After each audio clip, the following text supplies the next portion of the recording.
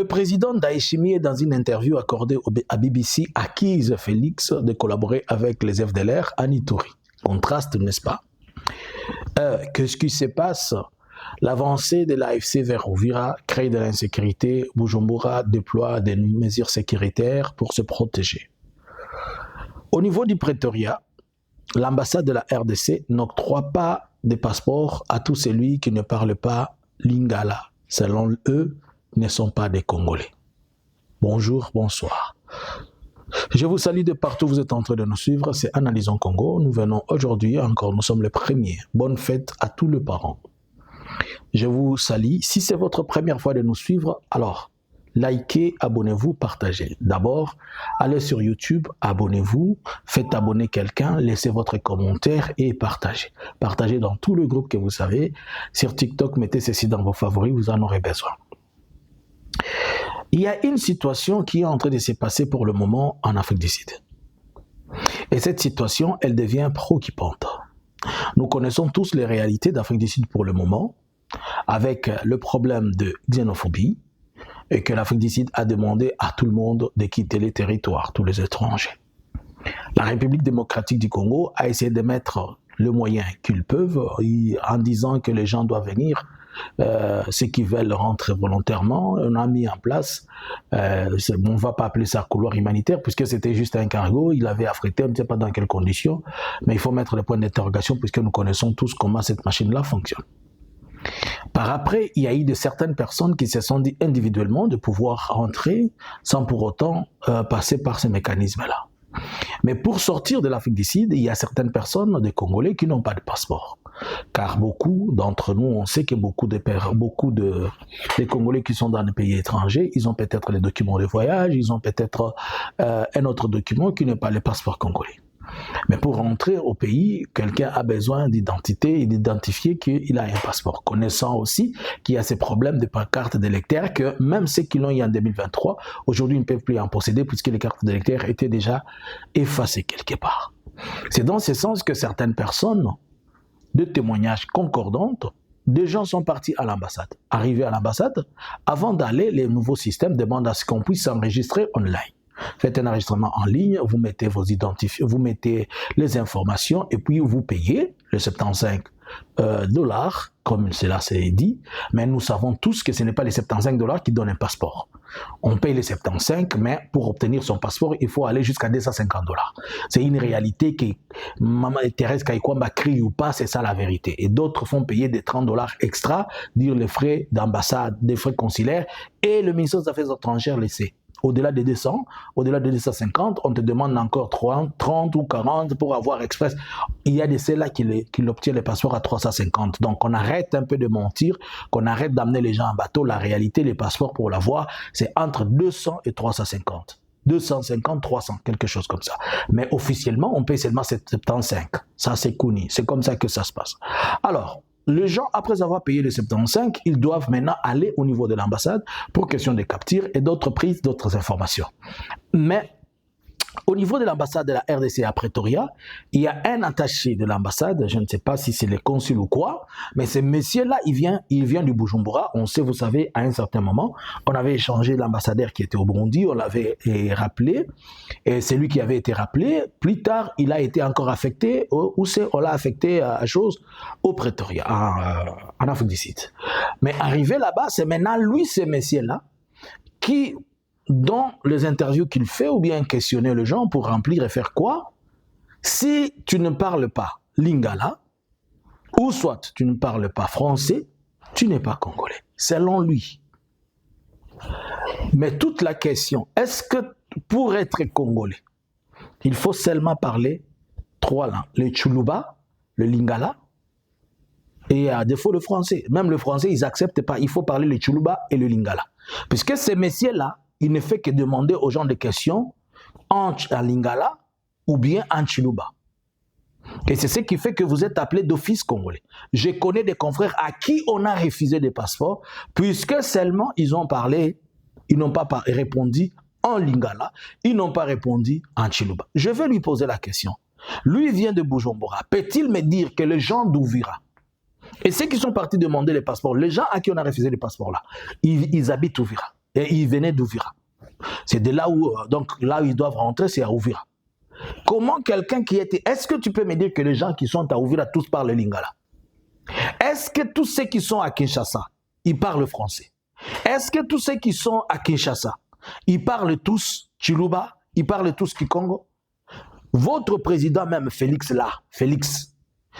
il a fait ses campagnes en République démocratique du Congo. Félix l'a-t-il entendu parler Swahili pendant 2 minutes? Cela ne fait pas de lui un Congolais. Donc la nouvelle façon d'être identifié, que l'on est Congolais, selon ces gens que Félix est en train de détacher. Et je n'ai jamais compris pourquoi dans toutes les ambassades, dans toutes les ambassades, on ne recrute que sur base des gens qui quittent Kinshasa. Or que les gens de tous ceux qui sont de l'Ouest, ils prennent souvent les gens de l'Est comme étant des rwandophones. Et c'est comme ça qu'on a refusé à ces gens le passeport, disant que comme ils ne parlent pas lingala, ils ne parlent pas français, comme ils ne parlent pas lingala et chiluba, ils ne sont pas des Congolais. Est-ce que tout Congolais est obligé de parler lingala? Les gens qui sont à Kinshasa, est-ce qu'ils savent parler Kiswahili? Tout ça pourquoi? Puisque vous allez voir, dans la plupart des cas, ce sont des gens tribales, des gens attachés à Félix, déjà qui se sont mis dans la tête. Moi, un jour, je vais demander, moi, je vous parle de moi. Moi, j'ai été un jour traité de rwandophone, puisque seulement j'ai dit que je venais du Nord Kivu, pendant que j'étais en train de demander un passeport. Moi, pas une autre personne, moi-même là, moi. On a eu une très longue discussion avant que je ne sois accepté à avoir un passeport. Tout ça, c'est ces histoires-là que Kinshasa, chaque fois, si Kinshasa recrute, il ne recrute que des gens qui ont la haine, qui ne viennent que de l'Ouest. Pourquoi on ne recrute pas dans toutes les ambassades, on ne recrute pas aussi d'autres personnes? Est-ce que c'est seulement à Kinshasa qu'il y a des gens qui doivent travailler dans les ambassades? Vous allez partout, dans toutes les consuls, dans toutes les ambassades de la RDC, c'est la même problématique. Si seulement tu parles Swahili, ça devient un problème. Oh, olobi lingala te, olobi chiluba te, oza congolais te. Yango Congo, eza kaka, eza chiluba. Bon, dis-moi, nos enfants qui naissent ici, dans ces pays où on ne parle que des langues germano, ils sont nés, depuis qu'ils sont nés, aujourd'hui on a des enfants à qui leur parler français, ça devient un problème. On a des enfants qui grandissent dans les contextes anglophones là. Vous vous réveillez le matin et c'est good morning, how are you, how is it going? C'est tout ce qu'ils ont dans leur bouche là. Des enfants qui ne font que parler de Yetebro, de Umodu, c'est tout ce qu'ils ont. Ils n'ont que les Danois, les Suédois, les Finlandais, je ne sais pas l'allemand. J'ai été en Allemagne un jour, je parle à quelqu'un, il ne fait que me dire des danke. Bon, cet enfant-là qui ne connaît que des danke, hein? Si c'est les Tchuli, les Allemands, excusez-moi. Bon, ces enfants-là ne sont pas des Congolais. C'est quoi cette histoire-là? C'est quoi cette histoire que la maladie que Félix nous a amenée avec ces brigands qui sont un peu partout là? Et même ces brigands-là, lui-même qui est en train de dire là, vous lui posez une question à Kifulero, il ne peut pas répondre. Vous lui posez une question à Kivira, il ne peut pas. Dis-moi, mon papa qui vient mes frères qui viennent de Nyalusukula là, mes oncles qui viennent de Nyalusukula. Vous connaissez là où se trouve Nyalusukula, vers le Walikale là-bas. Les gens qui viennent de Kilembo, des gens qui sortent de, je ne sais pas, du pont Loso là-bas. Des gens qui viennent de fin fort de Kabambare. Vous allez lui demander, quelqu'un qui vient de Kabambare, tu vas lui demander de te parler lingala. Il va l'expliquer. Il va te le dire comment. Quelqu'un qui vient de Tchumbe, vers Katakokombe, une personne qui vient de, dis-moi, quelqu'un qui vient de l'Équateur, tu vas lui demander de parler Swahili pour qu'il soit identifié comme Congolais. C'est pour que vous lui donnez un passeport. C'est quoi cette histoire? Je parle précisément de cette histoire se passe dans beaucoup de nos représentations des ambassades. Pour avoir le passeport, tu as déjà donné le nom, on te dit, c'est quoi le village? Tu donnes les tribus, tu donnes le nom de papa, maman, et à la fin des comptes, oh, ozoloba lingala te, oh, ozoloba swahili, oza Congolais. Ndakuya kule ambassade yenu munanisemesha ndasema tu Kiswahili, sitasema lugha nyingine. Kiswahili na Kiswahili. Mwatakatala kunipatia passport ndio mimi naye tutaelewana pale kama anielezee kama condition ya kwanza ya kukua Congolais ni kusema Chiluba, kusema Bishi, kwa kana kajua kusema unakuwa Congolais. Kama condition ya kwanza ni mtu kukua Congolais ni kusema Chiluba. Sasa unielezee unielezee tate yangu mwenye anakomala mukiswahili, tate yangu wa muunde, tate yangu wa munyanga. Mtu mwanatoka Bibo, anatoka kule yulu kule mangurujipa, utamsemesha anayua tu kuti ye uneyo njoo anayua tu. Sasa ule munande naye badie, ule munande naye kwe ana droit ya kupata esho passeport. Hey. Revenez, mettez de l'ordre dans ces histoires. Mettez de l'ordre dans ces histoires. Vous allez trop loin avec vos histoires de tribalisme là. Au lieu de faire ce que vous êtes censé faire, votre travail, nous trouver la solution au problème, c'est vous qui empirez les problèmes. Alors, l'AFC, depuis hier, nous savons que certaines localités, plusieurs localités, les gens ont commencé à se lamenter, les FARDC comme le Ouazalendo, ils disent qu'il y a beaucoup d'avancées, toutes les collines, les environnants de Uvira, un peu partout, tout est en train de tomber entre les mains de l'AFC Barham 23 et ça crée de la frustration. Les collines sur Plomba Uvira, des avancées sur terrain, tous les fusils, la ville de Baraka est presque cernée, Uvira est en train de presque céder, c'est comme ça que le gouvernement de Burundi se sent insécurisé. Il a déployé d'autres moyens pour se protéger, plus de moyens, la police et l'armée. Depuis la frontière de Gatumba, on a multiplié, il y a des contrôles, ils ont peur peut-être des infiltrations et tout ça. Mais quel est le message derrière toutes ces choses? Le message derrière toutes ces choses, c'est pour dire que la peur commence à être trop au niveau d'Uvira. Pour le moment, il n'y a pas vraiment du feu à Uvira. Pour le moment, il n'y a pas vraiment de balles à tir réel, au niveau d'Uvira. Mais la situation sécuritaire démontre que Uvira continue à être totalement asphyxiée et étouffée et que les provocations que sont en train de faire à la fois les Ouazalendo, les FDLR et les FARDC ont un grand risque de permettre à ce que Uvira puisse être encore une seconde fois entre les mains de AFC Barham 23 Twirwaneho. Cependant, les autres commandants opérations au niveau d'Uvira, ils ont rassuré la population que non, les M23 ne vont pas mettre leurs pieds puisque la fois passée, s'ils avaient pris Uvira, c'était à cause de trahison. Disons cette fois-ci, il n'y a pas de trahison. Cette fois-ci, si Uvira tombe, c'est qu'il est tombé sur base des combats, de vrais combats. Il n'y a pas eu de trahison, c'est ce qu'on peut dire. Donc tous les traîtres dans la FARDC sont déjà arrêtés selon le commandement nouveau et les commandants de la FARDC qui sont en train d'occuper le territoire d'Uvira et la ville de la cité d'Uvira et aux alentours. Mais les comportements du Burundi fustigent et les comportements du Bujumbura et Gitega créent la peur et la frustration pour certaines personnes. Puisque s'il n'y avait pas vraiment de pression, ils ne sentaient pas une pression sécuritaire, ils n'allaient pas doubler leur sécurité. S'ils la doublent maintenant et qu'ils mettent en place d'autres mécanismes pour contrôler, pour ceci et cela veut dire quelque part les choses ne sont pas du tout bonnes. Voilà. Dans une interview accordée à BBC, écoutez ce que le président du Burundi, Ndayishimiye, a dit. Je vais vous lire ce que le président burundais a dit. Guerre du M23 dans le Kivu. Le président Evariste Ndayishimiye, lors d'une interview avec BBC, diffusée aujourd'hui, a déclaré « Je demandais sans cesse à mes troupes déployées au Congo, avez-vous vu un membre des FDLR? Elles ont répondu qu'elles n'en ont jamais vu. Nous comprenons nous comprenons désormais que les FDLR se trouvent à Ituri, où aucune troupe burundaise n'est présente. D'autres éléments FDLR se trouvent dans des zones occupées par le M23 et le Rwanda. Ainsi, lorsque le Rwanda accuse les troupes congolaises de collaborer avec les FDLR, il sous-entend que puisque les troupes burundaises travaillent à côté des forces congolaises, elles collaborent également avec les FDLR. Point de citation. Le président Ndayishimiye Evariste dit qu'il a plusieurs fois posé la question à ses militaires. « Eh papa, Avez-vous vu des FDLR là-bas? C'est comme si on écrivait sur le front ici, FDLR, FDLR. Et puis ils ont dit, non, nous on n'a pas vu des FDLR. Et il dit, mais c'est ce que je vous dis, il n'y a pas de mention FDLR sur le terrain. Mais les FDLR se trouvent à Nitouri. Hey. Aïe, Évariste, comment tu peux trahir ton frère comme ça? Tu trahis ton partenaire. Si les FDLR se trouvent à Nitouri, bravo.